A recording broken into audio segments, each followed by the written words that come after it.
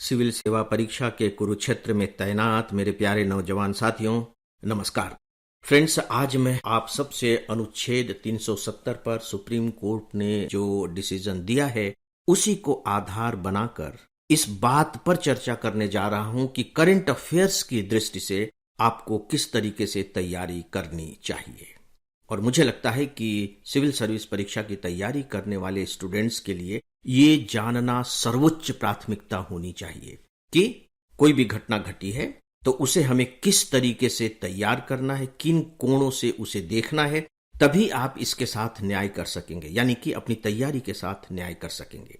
तो मैं जो चर्चा करने जा रहा हूं उसे मैंने 3 बहुत स्पष्ट भागों में बांटा है।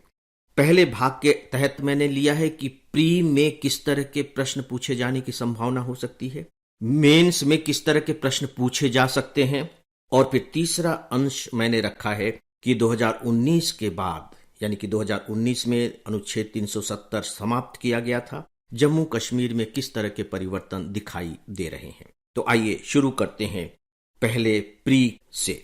दोस्तों, आपके दिमाग में ये क्लियर रहना चाहिए कि आईएएस में इसी घटना को लेकर, यानी करंट अफेयर्स को लेकर के अलग तरह के प्रश्न पूछे जाएंगे, और जो दूसरे कॉम्पिटिटिव एग्जामिनेशन हैं उनमें अलग तरह के प्रश्न पूछे जाएंगे। मैं यहां जो बात कर रहा हूं बहुत स्पष्ट रूप से सिविल सर्विस परीक्षा की दृष्टि से कर रहा हूं। मैं आपको शुरू में इसलिए सतर्क करना चाहता हूं क्योंकि हो सकता है कि जिन प्रश्नों को मैं यहां आपके सामने रखूंगा वे थोड़े से आपको अटपटे से लगें, कठिन से लगें। आपने यदि इस पर तैयारी कर रखी होगी तो आपको ऐसा लगे कि अरे, इन पर तो मैंने कुछ सोचा ही नहीं था, पढ़ा भी नहीं था, याद भी नहीं किया है। लेकिन उससे परेशान मत होइए। यदि आपने ऐसा नहीं किया है तो यही बताना तो मेरा धर्म है कि आपको कैसा करना चाहिए, राइट। तो अब हम सुप्रीम कोर्ट के डिसीजन के तहत जो कुछ अनुच्छेदों की चर्चा की गई है उस पर बात करेंगे। ये मान करके चलिए कि यदि प्रश्न पूछे गए प्री में तो अनुच्छेदों के बारे में ही पूछे जाएंगे, अदरवाइज नहीं। क्योंकि डिसीजन क्या हुआ, ये तो बहुत ही सामान्य सी बात है। इसे तो मुझे लगता है कि आम आदमी भी बता देगा कि क्या डिसीजन सुप्रीम कोर्ट ने दिया है। आपको सिविल सर्विस परीक्षा की दृष्टि से इसे समझना होगा। दोस्तों, पहली बात, सुप्रीम कोर्ट ने जब अपना डिसीजन दिया है तो उसमें अनुच्छेद 3 इन ब्रैकेट ए यानी कि क की चर्चा की है। अनुच्छेद 3 क, इसकी केवल चर्चा की है। तो अनुच्छेद 3A क्या है आपको मालूम होना चाहिए। मुझे नहीं मालूम कि आपने मालूम किया है या नहीं किया है, मैं अब आपको बता दे रहा हूं। अनुच्छेद 3A किससे संबंधित है? उसका शीर्षक है नए राज्यों का निर्माण और वर्तमान राज्यों के क्षेत्रों, सीमाओं या नामों में परिवर्तन संसद विधि द्वारा, राइट। इसका जो ए है, जिसे हम कहते हैं क, ए को जब हिंदी में अनुदित किया गया मूल संविधान के अंतर्गत तो क के रूप में किया गया, इसका भी ध्यान रखिएगा। क उसमें स्पष्ट रूप से लिखा हुआ है, मैं आपको पढ़कर सुनाता हूं ताकि आप उन्हीं शब्दों को अपने अंदर धारण कर सकें। किसी राज्य में से उसका राज्य क्षेत्र अलग करके, राज्य में से उसका राज्य क्षेत्र अलग करके, सोच के देखिए, यानी कि राज्यों का विभाजन कर सकती है, या 2 या अधिक राज्यों को या राज्यों के भागों को मिलाकर। अधिकार देखिए संसद की क्या है। मैं रिपीट कर रहा हूं, किसी राज्य में से उसका राज्य क्षेत्र अलग करके, जैसे मध्य प्रदेश में से छत्तीसगढ़ बन गया, उत्तर प्रदेश में से उत्तर प्रदेश और उत्तराखंड बन गया, अथवा 2 या अधिक राज्यों को या राज्यों के भागों को मिलाकर, अथवा किसी राज्य क्षेत्र को किसी राज्य के भाग के साथ मिलाकर नए राज्य का निर्माण कर सकेगी। कल्पना करके देखिए, ये बहुत बड़ा अधिकार संसद के पास है। हम संघात्मक स्वरूप की बात करते हैं जिसमें राज्यों को अधिकार दिए गए हैं। संवर्ती सूची की चर्चा की गई है, राज्य सूची की चर्चा की गई है, जिनमें राज्यों को अधिकार हैं। मतलब यहां यह स्पष्ट रूप से दिया हुआ है कि केंद्र इसके बारे में एक तरफा निर्णय ले सकती है। ये संघात्मक स्वरूप के अगर आप बहुत मूलभूत तत्व पर जाएं तो उसके विरोध में आपको दिखाई देगा। और सुप्रीम कोर्ट ने इस बात की चर्चा की है अपने निर्णय देते समय। यानी कि आप देखिए कि यह जो अनुच्छेद है किस तरह से संघात्मक स्वरूप के विरोध में बैठता है, राज्यों को कमजोर करता है और केंद्र सरकार को बहुत शक्तिशाली बनाता है।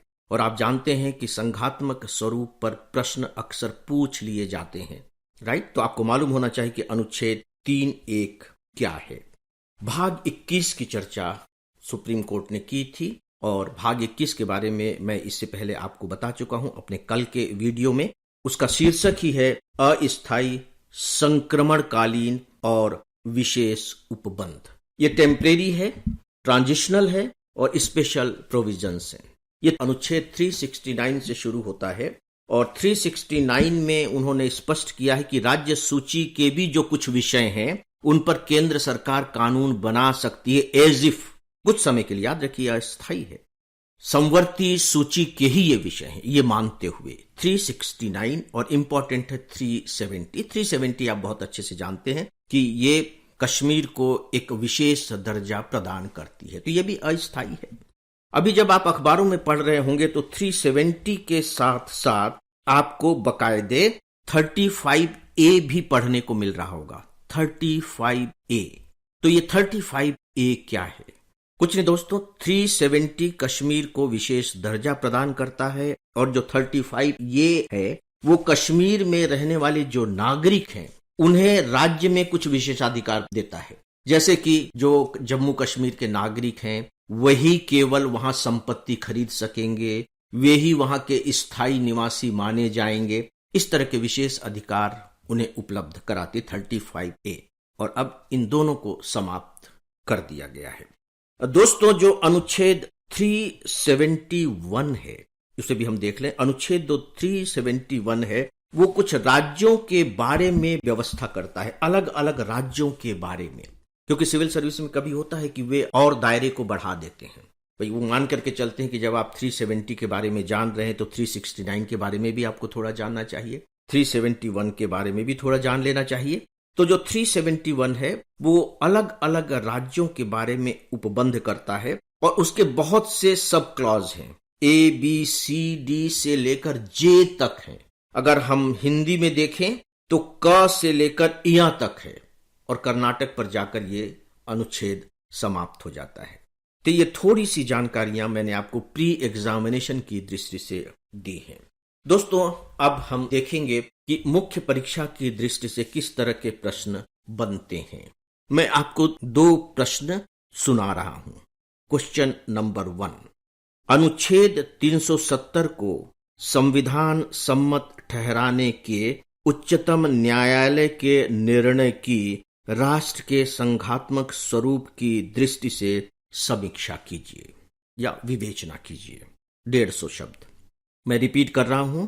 जम्मू कश्मीर के संबंध में अनुच्छेद 370 को समाप्त करने के केंद्र सरकार के निर्णय को संविधान सम्मत ठहराने के उच्चतम न्यायालय के निर्णय की राष्ट्र के संघात्मक स्वरूप की दृष्टि से विवेचना कीजिए। 150 शब्द, राइट। दूसरा जो प्रश्न मैंने तैयार किया है वो है, अगस्त 2019 में कश्मीर में अनुच्छेद 370 को समाप्त करने के औचित्य को वहां हुए परिवर्तनों के संदर्भ में व्याख्यायित कीजिए। 250 शब्द मैं इसे रिपीट कर रहा हूं। अगस्त 2019 में जम्मू कश्मीर में अनुच्छेद 370 को समाप्त करने के औचित्य को वहां हुए परिवर्तनों के संदर्भ में व्याख्यायित कीजिए। 250 शब्द। दोस्तों, अब आपको थोड़ा सा अपना मूल्यांकन भी कर लेना चाहिए कि यदि इन टॉपिक पर आपकी तैयारी हो चुकी है तो इन 2 प्रश्नों के उत्तर देने की स्थिति में आप अपने को कितना पा रहे हैं, और यदि नहीं पा रहे हैं तो फिर आपको विचार करना चाहिए कि ऐसा क्यों है। अब मैं दोस्तों आता हूं तीसरे भाग पर, और तीसरा भाग है कि 2019 के बाद वहां किस तरह के परिवर्तन हुए हैं।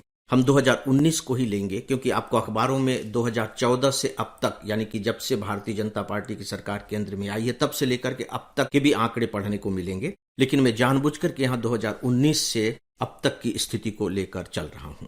अब बस आप पॉइंट करके सुनते जाइए। पहली बात कि 2019 के बाद राज्य में 17,000 करोड़ रुपए के निवेश के प्रस्ताव आए हैं। 70,000 करोड़ रुपए के निवेश के प्रस्ताव।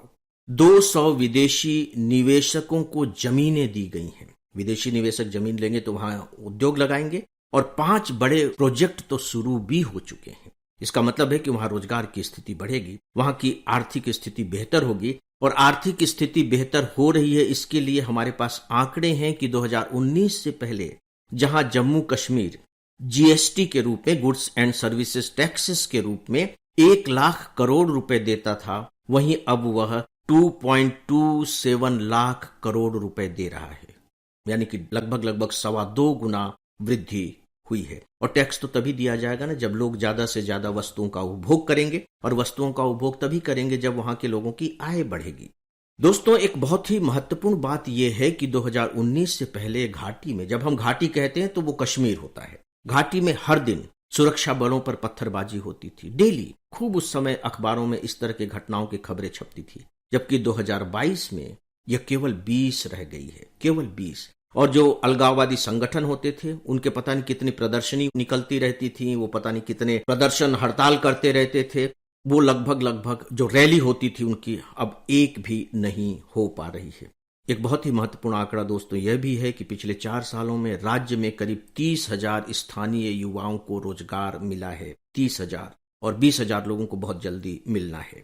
वहां बकायदे वन अधिकार कानून लागू हुआ है, जो केंद्र सरकार के द्वारा बनाया गया है, लेकिन राज्य सरकार ने उसे लागू नहीं किया था, वो लागू हो गया। और देखिए, पूरी की पूरी घाटी तो वनों से ही आच्छादित घाटी है, तो अगर आप वन अधिकार लागू कर देते हैं तो वहां के लोगों को कितना लाभ होगा। और वन अधिकार लागू होने से क्या हुआ कि जो केंद्र शासित प्रदेश के जो आदिवासी थे, उनको तो विशेष अधिकार प्राप्त हो गए।